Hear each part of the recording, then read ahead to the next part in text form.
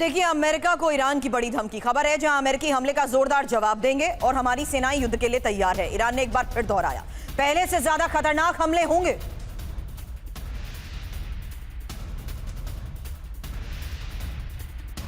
और एक और बड़ी खबर, अमेरिकी विदेश मंत्री मार्को रूबियो का बड़ा बयान, होर्मुज बंद होने से चीन को ज्यादा नुकसान है। मार्को रूबियो का कहना, आपको बता दें, मार्को रूबियो भी इसी डेलीगेशन का हिस्सा है और चीन के हक में होर्मुज संकट दूर करना ही होगा।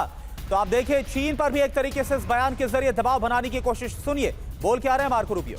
डोनाल्ड ट्रंप कह चुके हैं कि ईरान के मुद्दे पर उन्हें शी जिनपिंग की जरूरत नहीं है, लेकिन अगली खबर सुनिए। चीन को लेकर ईरान ने बड़ा बयान दिया कि बिना चीन के समझौता ही मुश्किल है और अमेरिका पर भरोसे की कमी। ईरान चीन की मध्यस्थता चाहता है। और देखिए एक और बड़ी खबर, अमेरिका को ईरान की बहुत बड़ी धमकी। होर्मुज में नाकाबंदी बढ़ाने का जो ऐलान है वो किया गया। अमेरिका के हथियार ट्रांसफर को रोकेगा ईरान। ट्रंप के चीनी दौरे के बीच ईरान का यह बहुत बड़ा फैसला। तो ईरान की धमकी, होर्मुज में बढ़ेगी सख्ती। मनीष, जल्द आपसे इसको लेकर सवाल करूंगी क्योंकि अमेरिकी हथियारों की सप्लाई रोकने की ये धमकी है और सबसे बड़ी बात, यूएस की मिलिट्री सप्लाई लाइन को भी एक बड़ी और सीधी चुनौती। हालांकि सहयोगियों को हथियार नहीं भेज पाएगा अमेरिका। सब तरफ से हो रहे हैं। अब मान लीजिए कि अगर अमेरिका से हथियार जा रहा होगा मिडिल ईस्ट में, सऊदी या दुबई या फिर कतर, बहरीन, तो ईरान क्या करेगा? वहाँ पर रास्ते में मिसाइल लागेगा या फिर ड्रोन से जिस जगह पर हथियारों की डिलीवरी होगी वहाँ पर अटैक करेगा। अगर ऐसा होता है तो युद्ध शुरू हो जाएगा, अगर सच में ईरान ऐसा करता है तो। अभी दावे किए जा रहे हैं। ईरान के स्पीकर ने कहा कि हम जो है सो डर्टी बम का इस्तेमाल करेंगे। ईरान की तरफ से कहा जा रहा है कि हम किसी भी कीमत पर हथियार भेजने नहीं दिए जाएंगे। ये सब स्थितियां इस बात को बताती है कि 40 दिन के जंग के बाद ईरान को ये लगता है कि बस अब हम तो अमेरिका को कभी भी पटकनी दे देंगे। कम से कम बयानबाजी में तो वो यही कर रहे हैं। लेकिन हाँ, हकीकत क्या है? हकीकत इस स्थिति में है कि हॉर्मुज स्ट्रीट से ईरान के जहाज आ जा नहीं पा रहे हैं क्योंकि वहाँ पर अमेरिका ने अब ब्लॉकेट कर दिया है, जिसकी कीमत भारत, चीन और दूसरे दुनिया के देश चुका रहे हैं, जिसके लिए ट्रंप अब चीन की मदद चाहते हैं ताकि वो चाहते हैं कि चीन ईरान सरेंडर कर ले।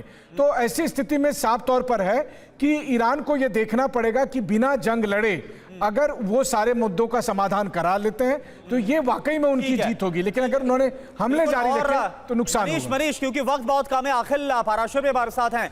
क्या आखिर अभी तक तो हम देख रहे थे मध्यस्थ के तौर पर जो पाकिस्तान है वो काफी एक्टिवली भूमिका निभाता नजर आ रहा था, लेकिन हुआ कुछ नहीं है। क्या चीन वो मध्यस्थ साबित हो सकता है कि जो हुआ नहीं अब तक वो हो जाए अमेरिका और ईरान के बीच में?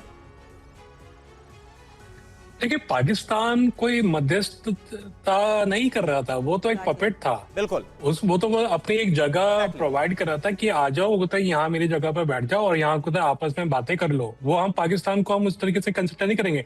अगर हम देखें तो मध्यस्थता करने की जो ताकत है वो चीन के पास है और रशिया के पास है, और लेकिन चीन के पास ज्यादा है। तो जो अगर मध्यस्थता की अगर बारी आती है और करने की जरूरत पड़ती है तो उसमें चाइना ही रोल अच्छे निभा सकता है, क्योंकि ईरान जो है, ईरान और चाइना का अच्छा संबंध है। और यूएस अखिल भाई, चीन ने मध्यस्थता की थी अफगानिस्तान और पाकिस्तान की, अभी पाकिस्तान और तालिबान की मध्यस्थता की थी। आप देख ही रहे हैं कि लड़ाई चल रही है। चीन का भी मध्यस्थता का कोई सफल रिकॉर्ड नहीं है। लेकिन ये बात आपकी सच है कि लेकिन जब तक दोनों पार्टी सहमत नहीं होते, उनकी मंशा नहीं रहेगी मध्यस्थता करने की, तब तक चाहे कोई भी आ जाए, कितना भी बड़ा सुपर पावर आ जाए, वो नहीं करवा पाएगा।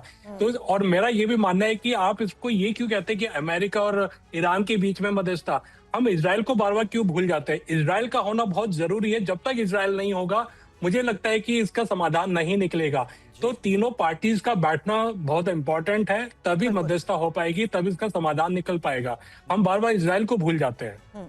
चलिए, लेकिन इस बीच द्विपक्षीय बैठक से बड़ी खबरें सामने आ रही हैं। ये मेगा कवरेज टीवी 9 भारतवर्ष पर जारी रहेंगी।